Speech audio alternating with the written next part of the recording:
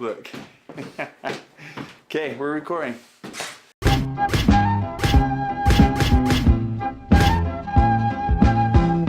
Welcome to myabaton.com, where today we are addressing our shoulder PMS. Today we want to talk about how to rub through this shoulder. There's a lot of tightness and a lot of pain that can come from the muscles just being tight and having what they call trigger points. You have that through the top of the shoulder or your rotator cuff on the back and top. So we're going to show you how to address all that. You take just your finger and you can just press and pull down on it. So if you're going to do it by yourself, you just hold, get that finger, your middle finger preferably, and you just push down and you hold for a long time, as long as you can stand it and as much pressure as you can stand. You'll notice that you want to do the opposite arm of the shoulder that you're working on, so this shoulder can just relax and hang there.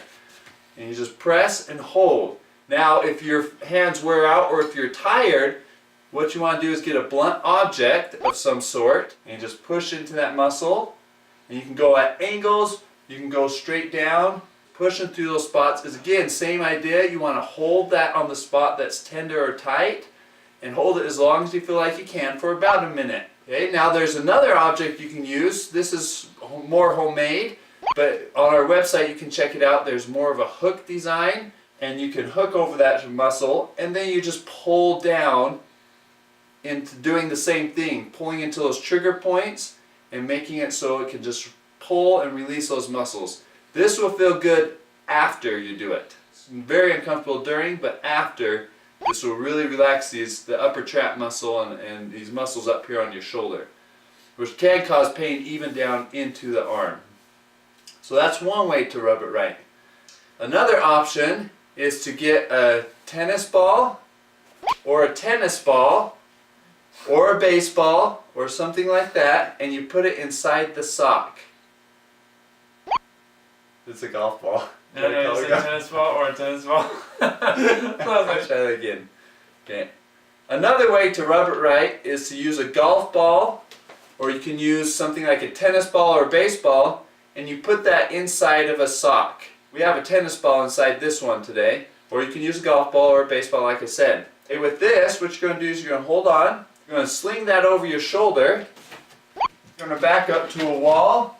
This you want to roll left to right across the muscles in your shoulder blade. You lean back on that, and then you can just roll left to right and get those muscles right through the shoulder blade. These are your rotator cuff muscles primarily, and you just roll through them. This will be really uncomfortable, but you can change how much pressure based on how far back you lean into it. Keep that in mind as you're rubbing through there, especially the rotator cuff, which again can send pain into the shoulder, down the arm, and helping them relax and loosen up can be really, really nice for the shoulder.